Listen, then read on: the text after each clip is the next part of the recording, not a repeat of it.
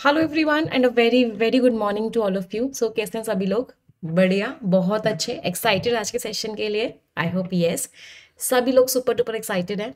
चलिए ग्रेट।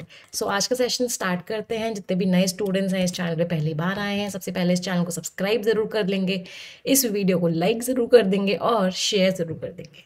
तो स्टार्ट कर रहे हैं वोकैबुलरी के साथ और आज का पहला वर्ड है एंग्विश्ड। कोई इंसान अगर एंग्विश्ड होता है इसका मतलब उसके ऊपर बहुत, उसके साथ बहुत खराब खराब हुआ है, वो बहुत दर्द में है, बहुत परेशान है। ऐसे इंसान को क्या बोलते हैं? ऐसे इंसान को बोलते हैं एंग्विश्ड।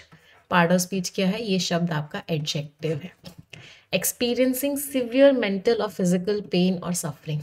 डिस्ट्रेस्ड है, टॉर्मेंटेड है, पेन्ड है। एक और वर्ड क्या होता है? इन्फ्लिक्टेड। इन्फ्लिक्टेड शब्द किसके लिए आप यूज करते हो? पेन के लिए यूज करते हो। अगर आप किसी को दर्द देते हो इसका मतलब आप उसको इन्फ्लिक्ट कर रहे हो पेन से। ऐसे एक और वर्ड होता है एफ्लिक्टेड। दोनों शब्दों का मतलब ही क्या होता है? किसी को परेशान करना। एंटोनिम्स, वो इंसान एकदम शांत है, काम है। कंटेंट, कंटेंट का मीनिंग क्या होता है? सैटिस्फाइड है, सीरीन है, एकदम शांत है, रिलैक्स्ड है। और क्या क्या रिलैक्स के वर्ड्स हो सकते हैं? बहुत सारे वर्ड्स पढ़े हैं, याद करो, बहुत सारे। मॉलिफाइड है, ये वर्ड्स तो याद हो गए होंगे अब तक ना। एसुएज्ड है, पैसिफाइड है, प्लेकेटेड है, लल्ड है। मीन्स वो इंसान क्या है? बहुत रिलैक्स्ड है। तो उसका जो दर्द भरा एक्सप्रेशन था उसने रिवील किया। रिवील मीन्स शो किया, रिवील मीन्स डाइवल्ज किया। क्या किया? अनवील किया। मीन्स इन सबका मीनिंग क्या होता है? शो किया। क्या शो किया? The depth of her sorrow, कि कितना गहरा था उसका दर्द। सॉरो मीन्स दर्द। सॉरो का एक सिनोनिम क्या होता है? Grief. Over the tragic news, इतनी खराब जो न्यूज आई थी उस पर उसका दर्द कितना गहरा था, उसके दर्द भरे एक्सप्रेशन ने वो दिखाया। व्हील में व्हील क्या है? घूंघट। अनवील इज घूंघट उठा देना, मतलब क्या कर देना? डाइवल्ज कर देना, शो कर देना, सबके सामने उस चीज को रख देना। अगला वर्ड है परवेसिव। लास्ट में आईवीई लग रहा है। पार्ट ऑफ स्पीच क्या हो गया? एडजेक्टिव। परवेसिव मीन्स जो सब जगह है। कोई चीज परवेसिव है मीन्स सब जगह है। बहुत बार इसका एक सिनोनिम बहुत बार एग्जाम्स में आता है and the word is rampant. Rampant word का मीनिंग क्या होता है? कोई ऐसी चीज जो क्या है? वाइड स्प्रेड है, सब जगह, बहुत जगह फैली हुई है। यूबिक्विशियस बहुत इंपॉर्टेंट वर्ड है, डबल स्टार मार्क कीजिए। यूबिक्विशियस मीन सब जगह फैली हुई है। प्रिवलेंट है, प्रिवलेंट इज व्हाट? बहुत कॉमन है। एक और वर्ड होता है ओमनी प्रेजेंट। ओमनी प्रेजेंट में रूट वर्ड क्या है? ओमनी। ओमनी का मीनिंग होता है ऑल। तो ओमनी प्रेजेंट है मीन सब जगह है। एंटोनिम्स क्या हो गए? रेयर है, अनकॉमन है, लिमिटेड है, बहुत ही कम है। अच्छा, कोई चीज़ बहुत कॉमन होती है उसका एक ईडियम होता है, बहुत बार एग्जाम्स में आता है, a dime a dozen. A dime या अ डजन ईडियम का मीनिंग क्या होता है? Something which is very common. कोई ऐसी चीज़ जो बहुत कॉमन है, सब जगह है, that is what? That is a dime a dozen. तो जो परवेसिव नेचर था, जो सब जगह फैली हुई है डिजिटल टेक्नोलॉजी, इसने क्या कर दिया है? जिस तरीके से हम जिंदगी जीते हैं उस चीज़ को चेंज कर दिया है। अगला वर्ड है बर्नआउट। बर्नआउट का मीनिंग क्या होता है? आप हद से ज़्यादा थक गए हो यार, बर्नआउट हो रहा है, मीन्स बहुत ज़्यादा थकावट हो रही है। पार्ट ऑफ स्पीच क्या है? नाउन है ये। फिजिकल और मेंटल। मेंटल कोलैप्स, मेंटल थकान भी हो सकती है, बॉडी की थकान भी हो सकती है। बहुत ज़्यादा काम किया, बहुत ज़्यादा स्ट्रेस किया। फटीक थकान, एग्जॉशन थकान, वियरीनेस थकान। एंटोनिम्स क्या हो गए? बहुत एनर्जाइज आप, रिफ्रेशमेंट, इनविगोरेशन, बहुत एनर्जी है, एनर्जी ही एनर्जी है। विगर शब्द का मीनिंग क्या होता है? विगर शब्द का मीनिंग होता है एनर्जी। तो कोई चीज़ अगर आपको इनविगरेट कर रही है, इसका वर्ब फॉर्म होता है, बहुत बार एग्जाम्स में आता है, इनविगरेट। तो कोई चीज़ आपको इनविगरेट कर रही है, इसका मतलब एनर्जी से भर रही है। तो इतना ज़्यादा जो इंटेंस वर्कलोड था, इतना इंटेंस मीन्स ह्यूज, हद से ज़्यादा वर्कलोड की वजह से वो बहुत ज़्यादा थक गई। इसकी वजह से वो अपने काम पे फोकस ही नहीं कर पा रही थी। ऑर्डियल, पार्ट ऑफ स्पीच फिर से नाउन है। ऑर्डियल मीन्स प्रॉब्लम्स, मुश्किलें, बहुत ही दर्द भरे एक्सपीरियंसेस, उनको क्या बोलते हैं? ऑर्डियल, कठिनाई। अ डिफिकल्ट और painful experience, trial, hardship, suffering means बहुत मुश्किलें। एंटोनिम सुकून है, कंफर्ट है, रिलीफ है, ईज है। तो जो माउंटेन्स के थ्रू जर्नी थी इतने खराब वेदर में, वो बहुत ही बड़ी प्रॉब्लम थी किसके लिए, और ट्रैवलर्स के लिए बहुत बड़ी प्रॉब्लम थी। अगला वर्ड है रुथलेसनेस। देखो रुथलेस जो होता है ना, ये एक एडजेक्टिव होता है। ये कौन से इंसान को बोलते हैं, जो इंसान बहुत क्रूअल होता है। एक बहुत इंपॉर्टेंट वर्ड बहुत बार एग्जाम में आता है क्रूअल का सिनोनिम बारबैरिक।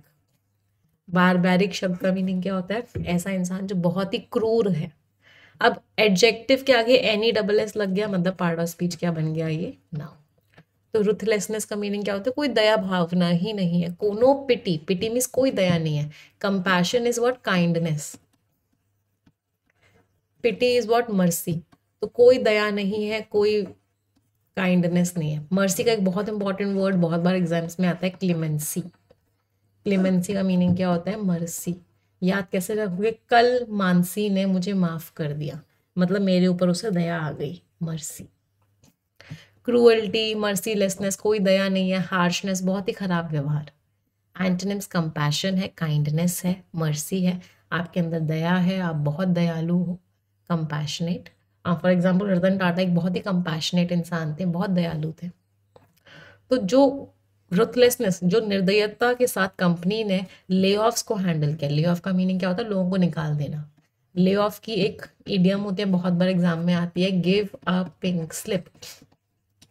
आपने किसी को पिंक स्लिप दे दी, इसका मतलब उस इंसान को आपने क्या कर दिया, ले ऑफ कर दिया, जॉब से निकाल दिया।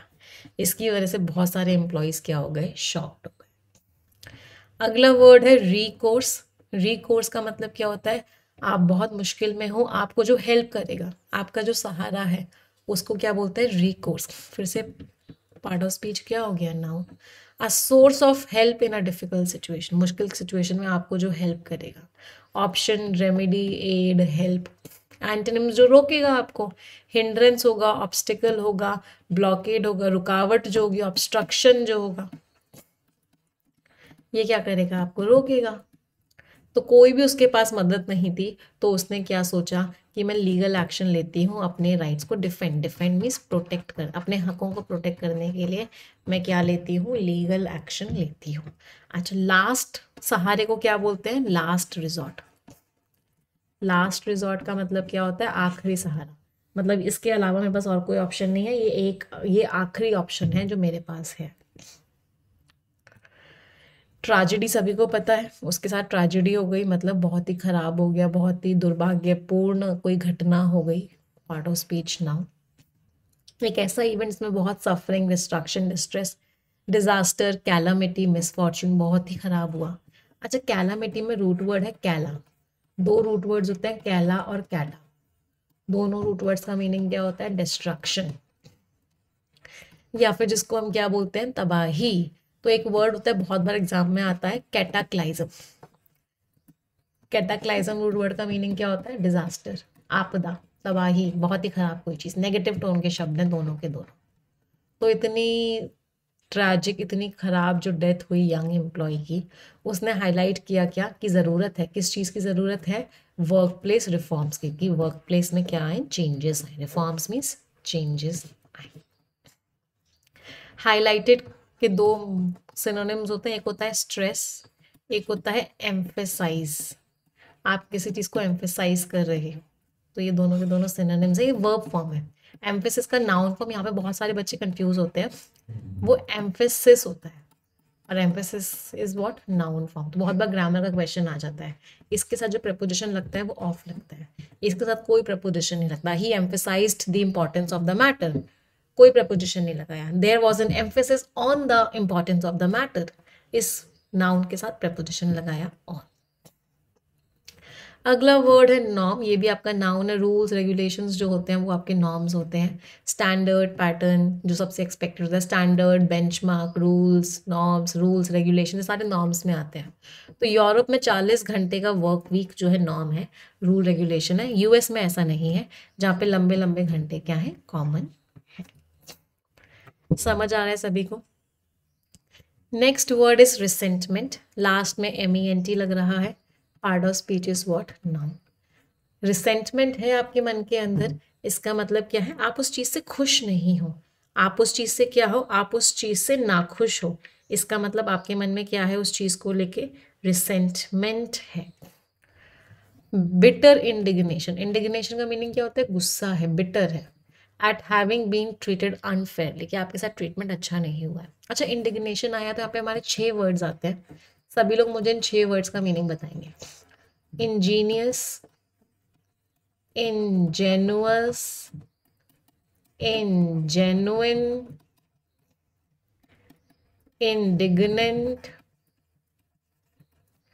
indigenous। लेट्स सी कितने लोग सारे के सारे वर्ड्स का मीनिंग बता पाते हैं। इंडिजेंट,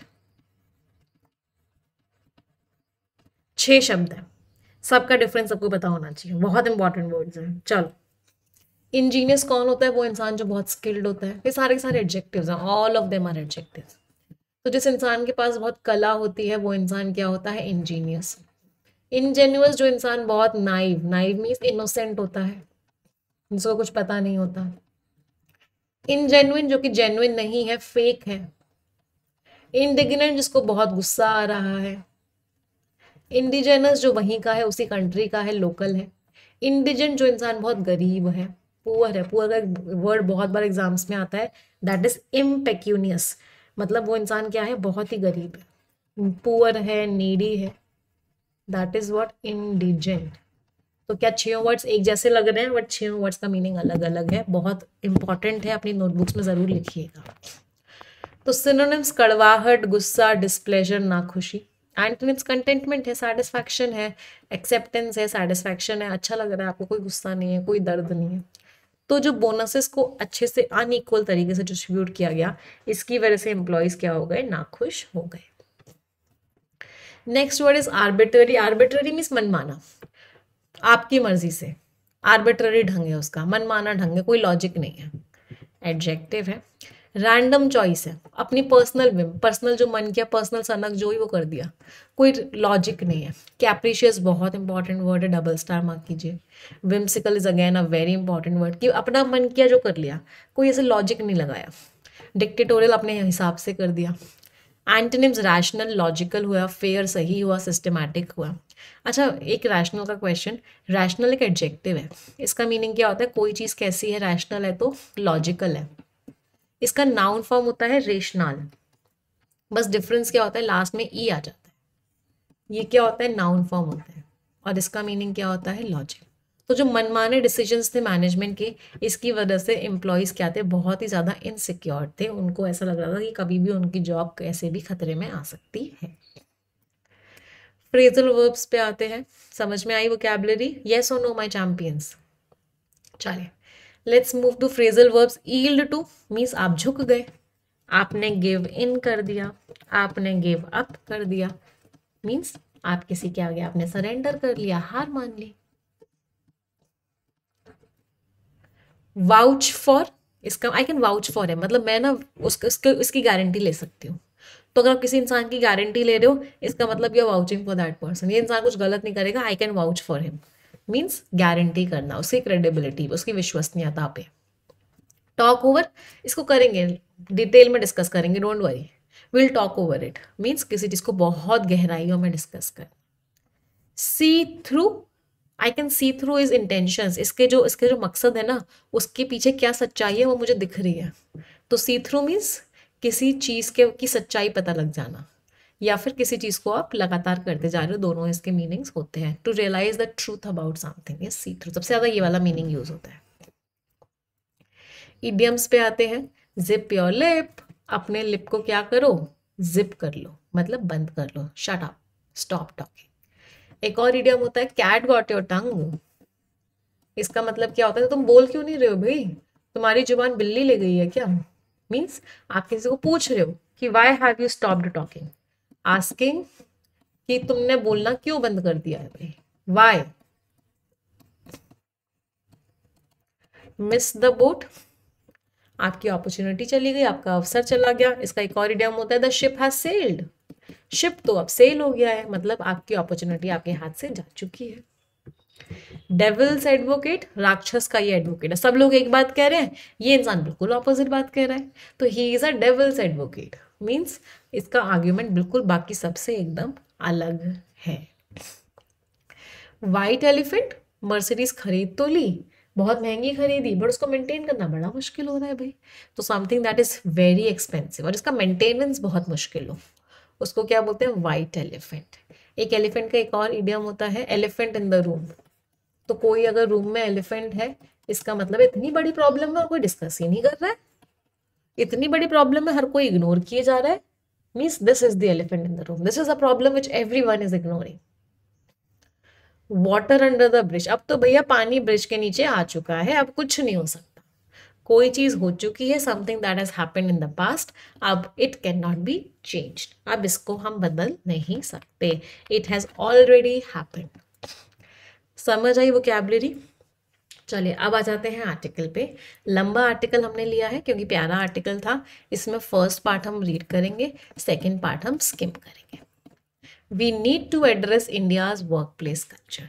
तो इंडिया की कंपनीज में जो हो रहा है, ऑर्गेनाइजेशंस में जो हो रहा है, इंडियाज इन उसकी इंडस्ट्रीज में जो हो रहा है, उसको हमें एड्रेस करना होगा, वहां पे जो प्रॉब्लम्स हैं उनको ठीक करना पड़ेगा। चलो पहले आप पढ़ेंगे फिर हम समझाएंगे, रीड इट एवरीवन।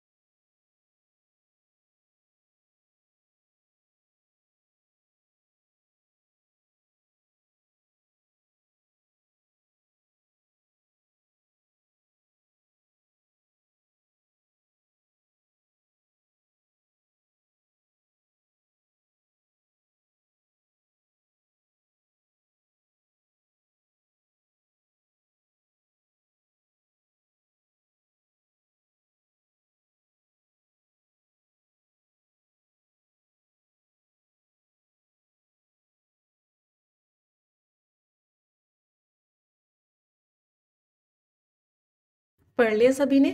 चलिए डिस्कस करते हैं क्या लिखा हुआ है।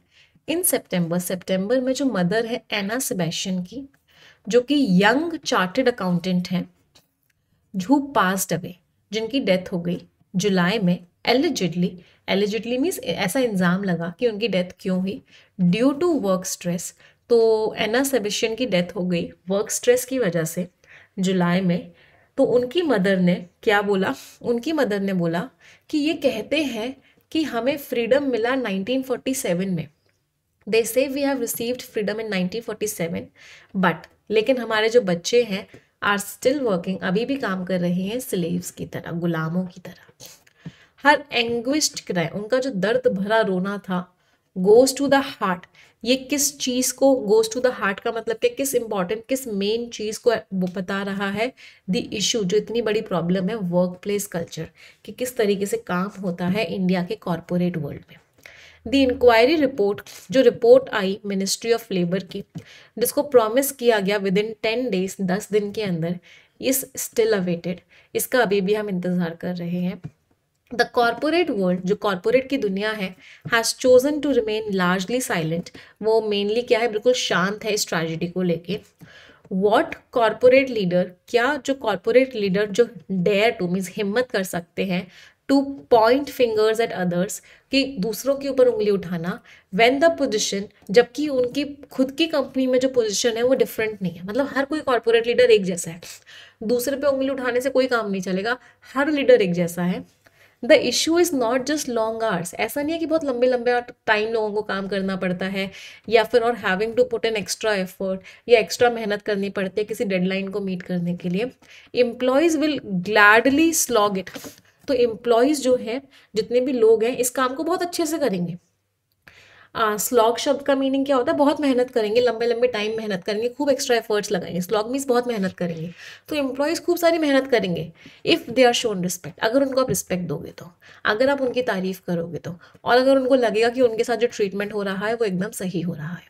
फ्रॉम ऑल अकाउंट्स, हर तरीके से, मच ऑफ कॉर्पोरेट इंडिया, बहुत बड़ा हिस्सा कॉर्पोरेट इंडिया का फेल कर जाता है on every count, on every count means हर पहलू पे, हर चीज़ पे फेल हो जाते हैं।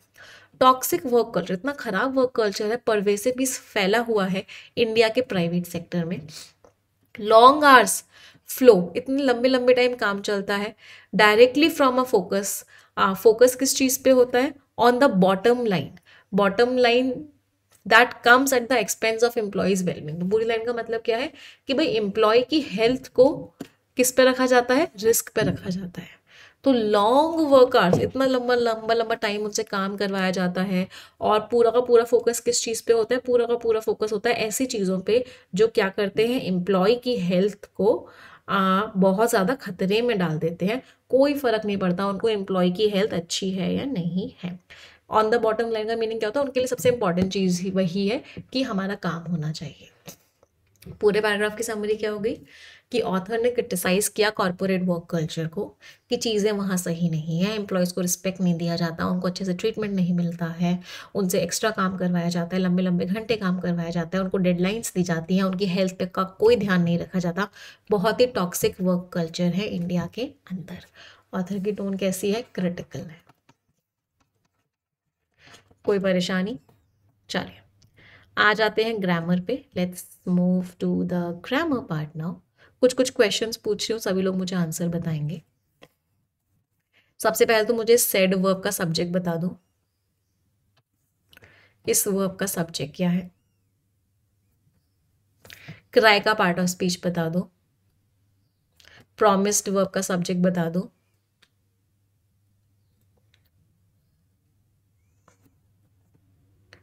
इस सेंटेंस का टेंस बता दो।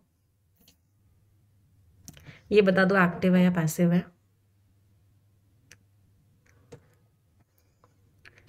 इसको हम पार्सिंग करेंगे। चलो, सेड का सब्जेक्ट क्या है, तो कोई ये कॉमा कॉमा के बीच में था, एडिशनल इन्फॉर्मेशन थी। सेड किसके लिए था, द मदर ऑफ, तो मदर ने बोला है, इसका सब्जेक्ट है मदर। क्राई आपका नाउन है, एंग्विश एडजेक्टिव, एडजेक्टिव नाउन के बारे में बताता है, तो क्राई नाउन की तरह यूज हुआ है। किसने प्रॉमिस किया, रिपोर्ट ने प्रॉमिस किया। ये प्रपोजिशन से शुरू हो रहा था, एडिशनल इन्फॉर्मेशन थी, इसका सब्जेक्ट था रिपोर्ट। एक ही वर्ब है, वर्ब की फर्स्ट फॉर्म है, इसका मतलब है सिंपल प्रेजेंट टेंस है। आर के साथ वर्ब की थर्ड फॉर्म लग रही है, मतलब पैसिव वॉइस है सिंपल प्रेजेंट टेंस का। इसकी पार्सिंग करते हैं, टॉक्सिक एडजेक्टिव हो गया, वर्क कल्चर आपका नाउन हो गया, इज वर्ब हो गई, परवेसिव एडजेक्टिव हो गया, इन प्रपोजिशन हो गया, इंडिया नाउन हो गया, प्राइवेट सेक्टर नाउन हो गया, लॉन्ग एडजेक्टिव हो गया, आर्स नाउन हो गया, फ्लो वर्ब हो गया, डायरेक्टली एडवर्ब हो गया, from preposition a article, focus noun, on preposition the article, bottom adjective, line noun, that आपका कंजंक्शन है यहाँ पे, comes verb, at preposition the article, expense noun, of preposition, employees noun, wellbeing noun. कितने लोगों के सारे आंसर्स ठीक निकले? I hope many of you. चलिए रीडिंग करेंगे नेक्स्ट पैराग्राफ।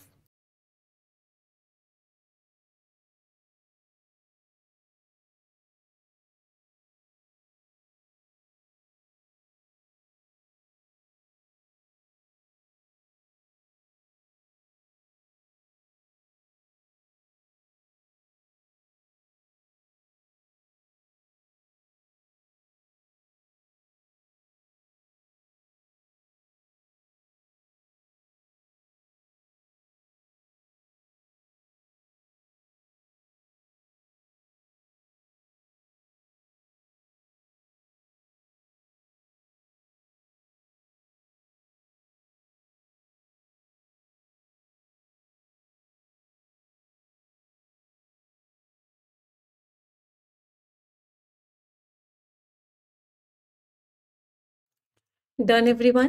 चलिए देखते हैं। The management employees, management job देता है दो लोगों को, वेयर फोर आर रिक्वायर्ड, जहां चार की जरूरत होती है।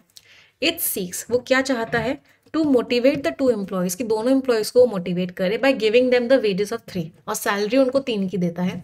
दस सेविंग, तो फायदा किसका होता है, एक एम्प्लॉय का फायदा हो जाता है उनको। इम्प्रेसिव, बहुत ही इम्प्रेसिव, जागन, जागन मीन्स टेक्निकल वर्ड्स, तो बहुत ही इम्प्रेसिव टेक्निकल वर्ड्स, हाई को कह सकते हैं वोकैबुलरी को वो यूज करते हैं। हैज बीन क्रिएटेड, उनको क्रिएट किया गया, टू जस्टिफाई, जस्टिफाई मीन्स सही प्रूफ करने के लिए कि एक्सप्लॉयटेशन, जो शोषण होता है एम्प्लॉयज का, एंड इन ह्यूमन, जो बहुत ही खराब वर्कर्स है। इन ह्यूमन का मतलब क्या है, जिनमें ह्यूमैनिटी ही बिल्कुल नहीं है, मतलब बिल्कुल ही निर्दयी वर्कर्स, इतने लंबे लंबे वर्कर्स रखे जाते हैं।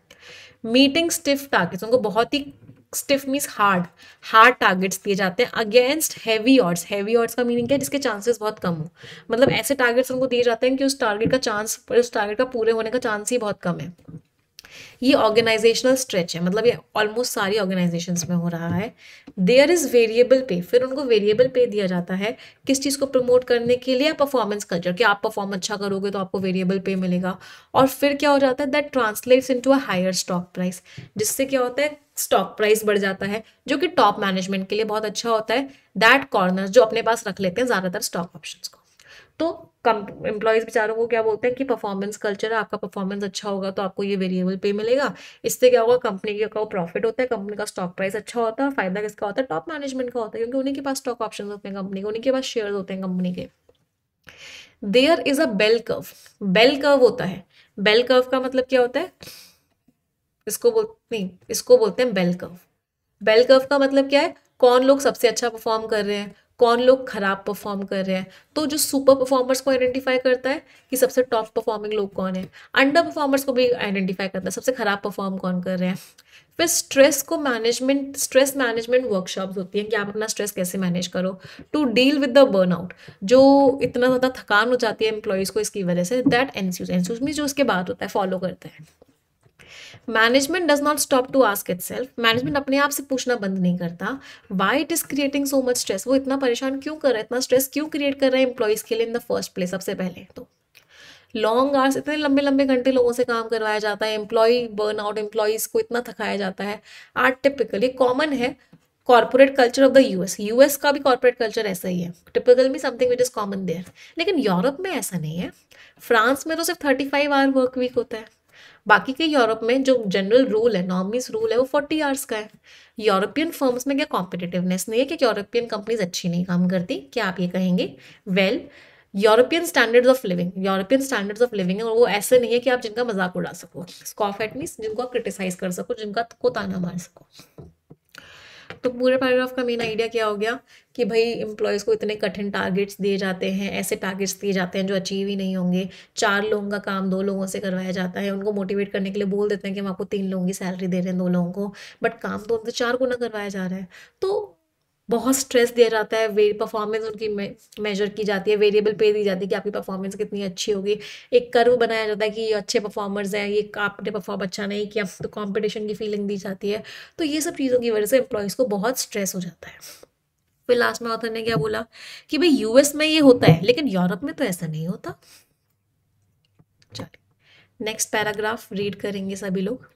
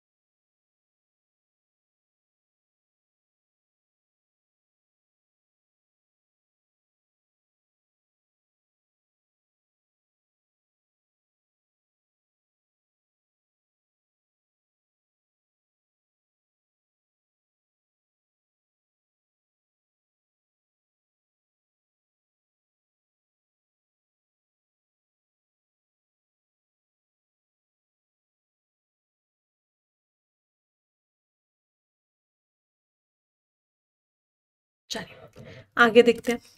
इट इज़ अनरियलिस्टिक, ये बात प्रैक्टिकल नहीं है कि हम इम्पोर्ट करने की कोशिश करें, लाने की कोशिश करें अमेरिकन कल्चर को एक ऐसे इन्वायरमेंट में जो इससे ज़्यादा अलग नहीं हो सकता था, मतलब बहुत अलग है। हमारे इनकम यूएस में जो इनकम है पर कैपिटा पर पर्सन वो लगभग $85,000 है। इंडिया में $2,700 है बस। जो कॉमन यूएस का एम्प्लॉय है वो बड़े आराम से ऑपरेट करता है, बहुत कंफर्टेबल होता है उसका इन्वायरमेंट, चाहे उसका घर हो, चाहे ट्रैवलिंग हो, हेल्थ हो, डाइट हो, रिलैक्सेशन हो, जो कि बहुत ऊपर है इंडियन एम्प्लॉय के कंपैरिजन में। That is way above that of the Indian employee. India के बड़े शहरों में ऑफिस जाना और वहां से वापस आना भी एक बहुत बड़ी प्रॉब्लम है, ऑर्डियल मीन्स बहुत बड़ी डिफिकल्टी है। सो आर इंडिया में स्कूल एडमिशन्स मिलना बच्चों के लिए, फिर बच्चों को कोचिंग क्लासेस में एडमिशन दिलवाना, फिर एक जो एल्डरली लोग हैं, जो बूढ़े लोग हैं, कोई अगर पेरेंट है उनका ध्यान रखना, और फिर इंश्योर करना कि हाउस होल्ड घर बार का भी सारा काम होता रहे, टिकिंग अलॉन्ग में वो भी साथ के साथ चलता रहे। ये सब बहुत मुश्किल है इंडिया में। लंबे लंबे घंटे सिर्फ प्रॉब्लम का एक ही हिस्सा है। बॉसेस इंडिया में ऐसी लैंग्वेज यूज करते हैं जो कि अनप्रोफेशनल है, अब्यूजिव लैंग्वेज तक यूज करते हैं हम इंडिया के bosses. During the tenure of prime minister Rishi Sunak, जब वहां पे ऋषि सुनक थे, उनके जो डेप्यूटी थे डोमिनिक राब, उनके ऊपर इल्जाम लगाया गया था कि वो ऑफिशियल्स को क्या करते हैं, बुली करते हैं। ऑफ बुलिंग फ्रॉम ऑफिशियल्स, उन ऑफिशियल्स ने उनके ऊपर इल्जाम लगाया था कि वो उनको बुली करते हैं, उनको परेशान करते हैं। ही हैड वर्कड विद जिन्होंने उनके साथ काम किया था in his previous stints as minister. Stints means कार्यकाल, तो जब उनके कार्यकाल थे मिनिस्टर्स के, जैसे उनके ऊपर इल्जाम लगा था कि उनको बुली किया जाता है। तो पूरे पैराग्राफ को हम क्या बोल सकते हैं कि भाई बहुत सारी प्रॉब्लम्स है। अगर आप अमेरिका का कल्चर इंडिया में लाने की कोशिश कर रहे हो तो पहले अब ये तो देखो दोनों बहुत डिफरेंट है। अमेरिका में लोग बहुत कंफर्टेबल हैं भाई, उनको हेल्थ की प्रॉब्लम नहीं है, डाइट नहीं की प्रॉब्लम नहीं है, आने जाने की प्रॉब्लम नहीं है, बच्चों के स्कूलिंग की प्रॉब्लम नहीं है। इंडिया में ये सब प्रॉब्लम्स हैं, तो अब अमेरिका का कल्चर इंडिया में नहीं ला सकते। समझ आया सभी को आर्टिकल रीडिंग पार्ट? आइए अब आ जाते हैं स्किमिंग पे। अब स्किमिंग करनी है, रीडिंग नहीं करनी। स्किमिंग का मतलब क्या है, ऊपर ऊपर से पढ़ना है और मुझे मेन आइडिया बताना है। चलिए सभी लोग ऊपर ऊपर से पढ़ेंगे और मुझे मेन आइडिया बताएंगे, एवरीवन। सिर्फ मेन आइडिया, आपको बस ये चेक करना है कि आपका मेन आइडिया हमारा मेन आइडिया मैच किया नहीं किया। अगर मैच कर गया इसका मतलब आपको स्किमिंग आ गई। आप वीडियो को पॉज करके भी स्किमिंग कर सकते हैं। एक इंक्वायरी ने पता लगाया कि वो बहुत ही ज़्यादा एग्रेसिव थे, लोगों को इंटिमिडेट कर रहे थे, डरा रहे थे, धमका रहे थे, बट अब्यूजिव नहीं थे। मिस्टर राव को फिर भी रिजाइन करना पड़ा। ऐसा था यूके के डिप्यूटी प्राइम मिनिस्टर की किस्मत कि उन्होंने रूल्स रेगुलेशंस को फॉलो नहीं किया। अगर ये सब इंडिया के कॉर्पोरेट वर्ल्ड में हो रहा होता तो क्या होता? यूएस और यूरोप में तो एम्प्लॉयज जो है फर्म को सू कर सकते हैं कि अगर उन्होंने बिहेव अच्छा नहीं किया, मेंटल स्ट्रेस दिया तो, और फिर उनको बहुत सेटलमेंट्स, बहुत अच्छा खासा अमाउंट भी मिल जाता है। लेकिन इंडिया में ऐसा कुछ भी नहीं है। एम्प्लॉयज़ को लगता है कि उनको फेयरली ट्रीट नहीं किया जा रहा। परफॉर्मेंस इवैल्यूएशन सिस्टम जो है एक सस्पेक्ट है, मतलब सबसे बड़ा प्रॉब्लम परफॉर्मेंस इवैल्यूएशन सिस्टम है कि एम्प्लॉयज़ की परफॉर्मेंस इवैल्यूएट की जाती है, और कितनी क्रूअल्टी के साथ जो लोग अंडर परफॉर्म करते हैं उनको डील किया जाता है फिर।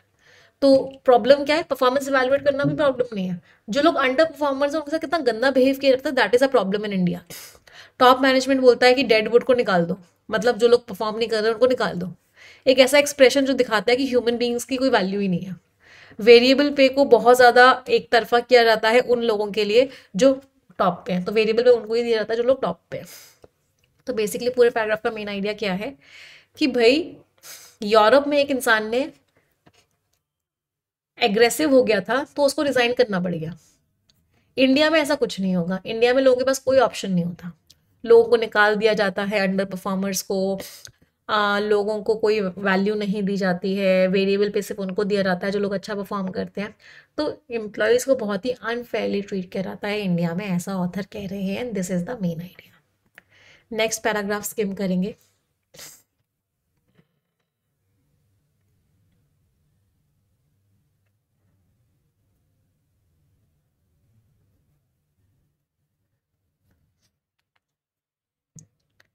सिर्फ स्किमिंग करनी है।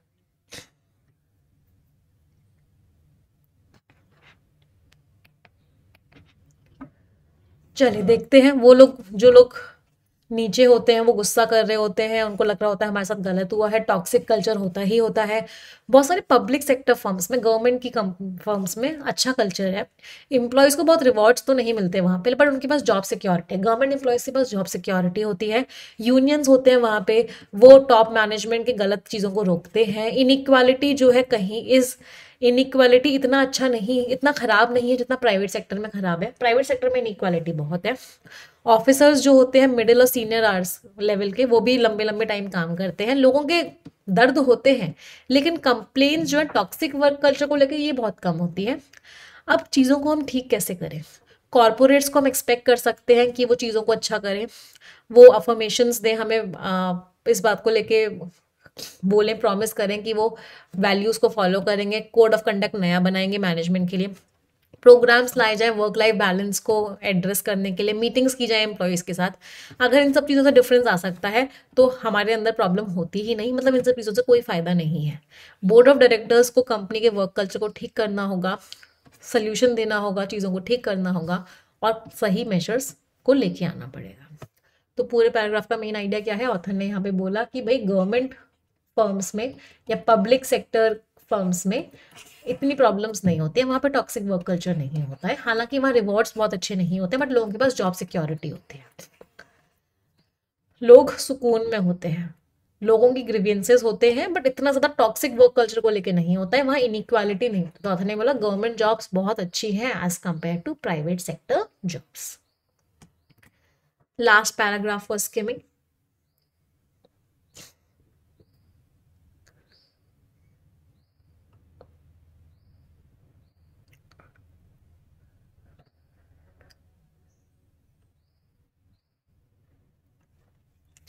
दुख वाली बात क्या है कि बोर्ड्स जो है बहुत ही डिस्कनेक्टेड हैं रियलिटी से, उनके अंदर मोटिवेशन नहीं है मैनेजमेंट को चैलेंज करने का। अगर हमें चीज़ों को ठीक करना है तो कुछ ना कुछ रूल्स रेगुलेशंस तो बनाने पड़ेंगे। रेगुलेशन से क्या होगा, बोर्ड्स जिम्मेदारी लेंगे वर्क कल्चर की, एम्प्लॉय से बातचीत करेंगे, उनको पता चलेगा क्या हो रहा है। निर्भया एपिसोड ने एक बहुत बड़ा शिफ्ट किया था विमेन सेफ्टी के इशू को लेके। अब उम्मीदें हैं कि सेवेशन की जो डेथ हुई है वो भी एक बहुत ही इंपॉर्टेंट मोमेंट आएगी इंडिया के वर्क प्लेस कल्चर के लिए, और उस वर्क प्लेस कल्चर में बदलाव होगा, ऐसा ऑथर ने बोला। तो मेन आइडिया क्या था कि बोर्ड को कदम उठाने होंगे चीज़ों को ठीक करने के लिए, रूल्स रेगुलेशंस को फॉलो करना होगा।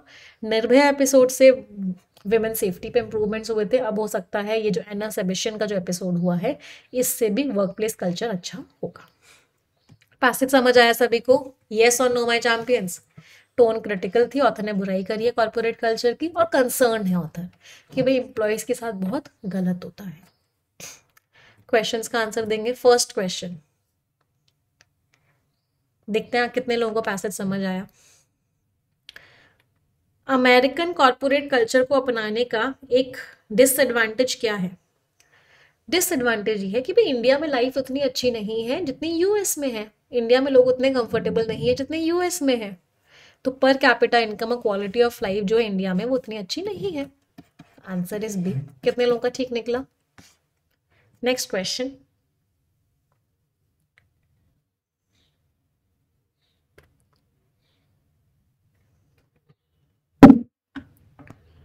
ऑथर ने क्या बोला है? ऑथर ने बोला है कि भाई रूल्स रेगुलेशंस बनाओ।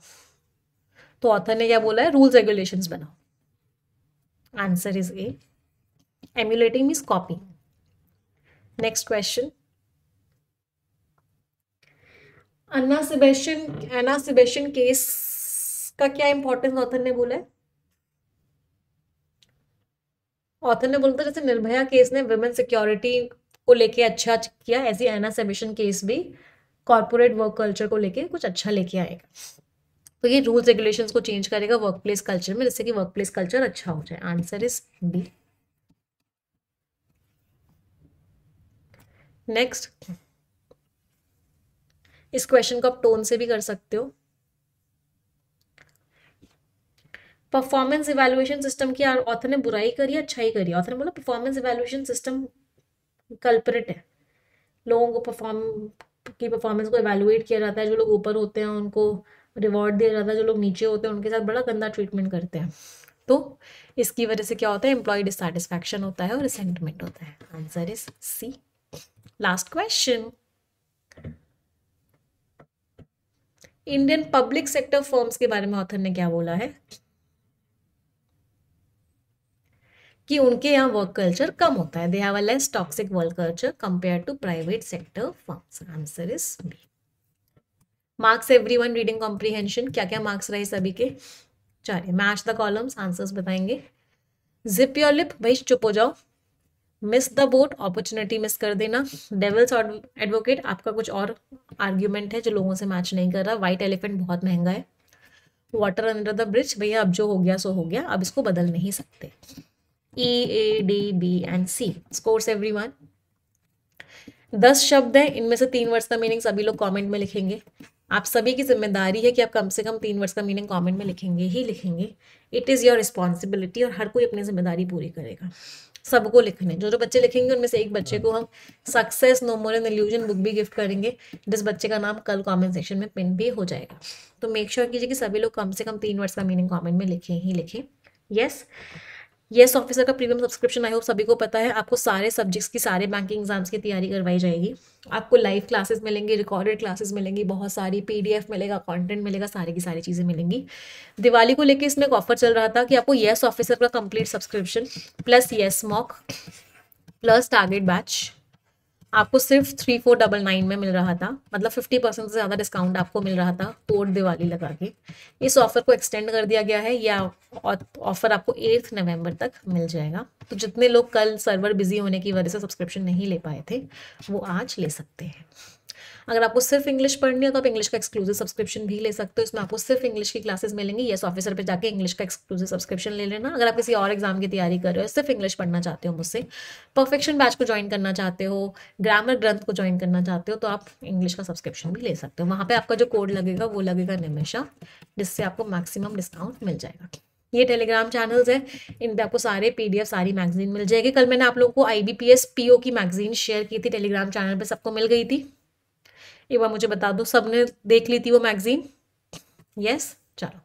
कोई डाउट, कोई क्वेरी होती है आप हमें इस WhatsApp नंबर पे पूछ सकते हो, या इस वीडियो के डिस्क्रिप्शन में एक फॉर्म है, आप उस फॉर्म को फिल कर सकते हो। टीम आपको कॉल करेगी, आपके सारे डाउट्स एंड क्वेरीज का आंसर देगी। आज का सेशन एंड करते हैं। Thank you everyone.